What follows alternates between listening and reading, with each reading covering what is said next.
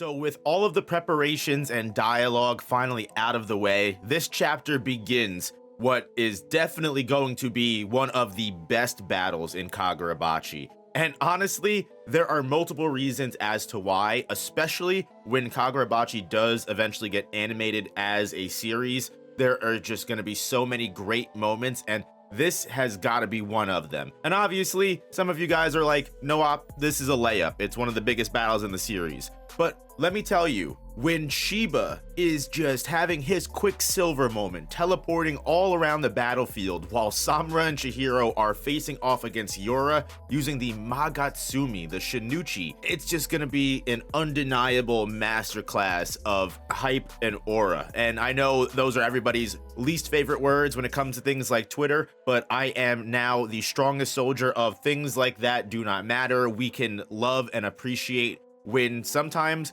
good fight scenes are good fight scenes because there's nothing but great choreography and fun moments in them. Specifically, seeing Chihiro, after all of this time being absent from the story, finally get reintroduced into the story. And I've got to be honest with you, I miss this man. He is such a cool MC, and this is a chapter that completely reminds me of that. There is just so much determination, willpower, and confidence through every single swing of his sword, in every movement that he does, and he just does not back down. Even last chapter, I put a little bit of spotlight on this when Samura for a moment glances over to all of the civilians that might be hurt in the surrounding attack from Centipede. While Samura is completely distracted by this and almost opens himself up, Chihiro completely stares dead on at Yora, despite the fact that there are plenty of people that could get hurt in this moment. And sure, you could argue that that is because of Chihiro's selfish motives, and while he's always going to do his best to make sure everyone else gets protected, right now,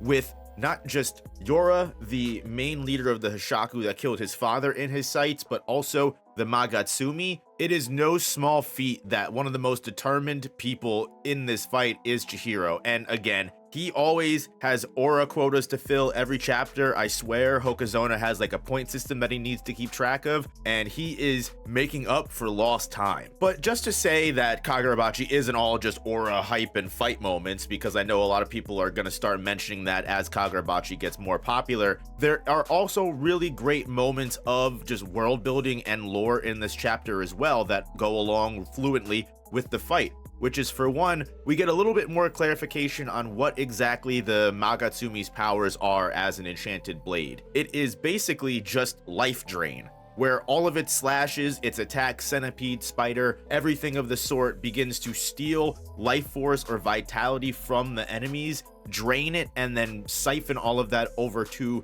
the user. And we see not only does this make Yora an extremely more powerful foe, because Chihiro mentions that when he first fought Yora back in the Rakuzachi, Yora still had great reflexes and was able to put up a really decent fight even without the Magatsumi in his grasp. But now that he's draining all of this life force from the people that the malediction is affecting, he is essentially just stealing and gaining more physical stats, more durability, and also healing all of his wounds with high-speed regeneration, which just means he is that much more of a threat. Now, he's not able to completely unsheathe the Magatsumi, even though the Sword Saint has granted Yora a little bit more leeway with the using of it as opposed to Kyora, where before, in the earlier segments of the Kamunabi infiltration, Yora was slowly taking damage and didn't know how long he was going to be able to use the Shinichi before succumbing to its power. However, once making contact with Akamura, it seems like he has basically given Yora free rein to give him a demonstration of what Yora intends to do with his plans, and if it's really worthwhile to partner up with a man like this. This video is sponsored by GamerSupps, the ultimate energy and focus formula. Use my code NOOP now for 10% off, and thank you GamerSupps for sponsoring the channel. I've got to say, for every single bit that goes on in this fight that is just fun to watch people swing swords at each other, there is a lot of great dialogue of characters' inner monologues going through what they should do in the moment. Samura thinking as they should keep fighting, and Shiba is still teleporting people out, but the longer this fight goes on, the more likely they are to have casualties. And even when Samura and Chihiro are completely incapacitated and stunned by the Magatsumi spider, Yora has the inner thought that, yeah, they'll only be nullified for less than a second, but that's plenty of time. This is all of the stuff that I love when it comes to Battle Shonen. Them getting caught in the train, thrown up into the air, as well as, again, Shiba just clearing all of the different cars for them and then letting Samura know that he can go all out now that he's emptied out the car that they're in. Getting more highlight of Samura's true realm and the new powers that he has awakened now that he walks this new path in his future. Powers that he never had in the original battle, the original Seitei War, that are now unveiling themselves, which is the ability to completely wrap a giant object like a train car with his crow feathers and then teleport that high into the sky. But on top of that, also bring Chihiro into the fold. Now, it shows the difference between these two characters here, because in this fight, I thought it was originally funny that Samura and Tobimune were revealed to be quote-unquote support, based off of how fucking insanely detrimental Samura appeared in strength compared to some of the characters that we had in the series. I mean, the way that he just appeared in front of the Hoshaku like it was nothing and he wasn't hesitating to kill all of them if they didn't go with his side of the plans. It was insanely fulfilling for Samura as a support role to see him in a more bigger scale battle like this, because while Chihiro has definitely proven to be the aggressor, Samura has been bearing the weight of making sure everyone is protected,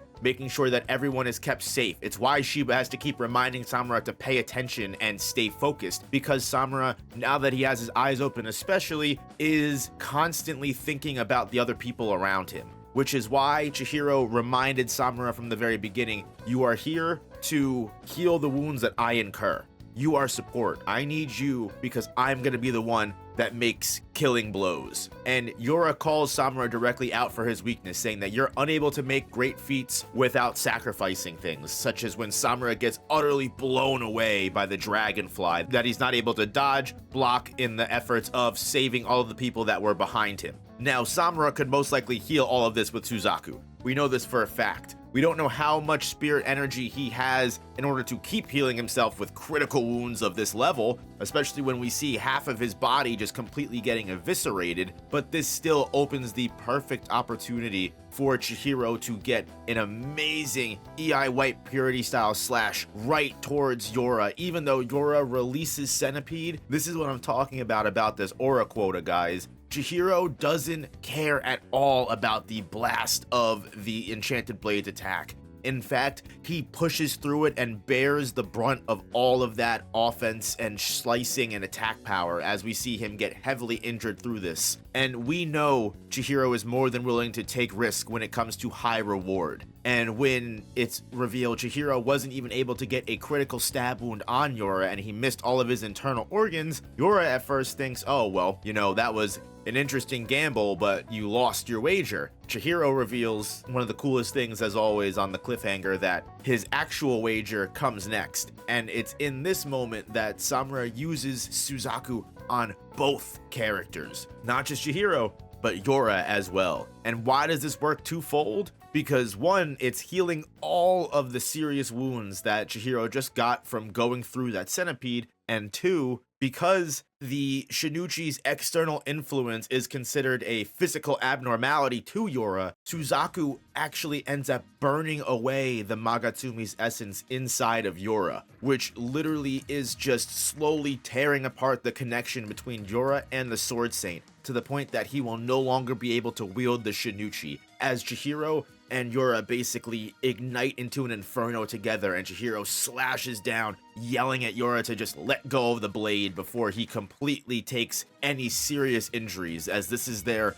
basically game of chicken for him to drop the sword and give them the Shinichi. Will this work? Something tells me it's definitely not going to, but I am very excited to see how this fight continues on, because I am fully locked in, and it seems like Hokazono has crafted a very strong finale to what was already one of the best arcs in Kagurabachi, and honestly one of the best ongoing arcs right now. I can't really compare anything else to this Kagurabachi run of chapters than like Chojin X maybe, but that's neither here nor there. Guys, I absolutely love this chapter, and I cannot wait to see, most importantly, what you guys thought about it. So leave your comments down below, let me know, and I will 110% be here next chapter to discuss what the result is of this awesome cliffhanger. So hit that like button, hit the hype button, subscribe if you haven't already, because I do cover other weekly series like Sakamoto Days, JJK Modulo, Gachi Akuta, and Chainsaw Man, even Dandadan, so check those out on this channel.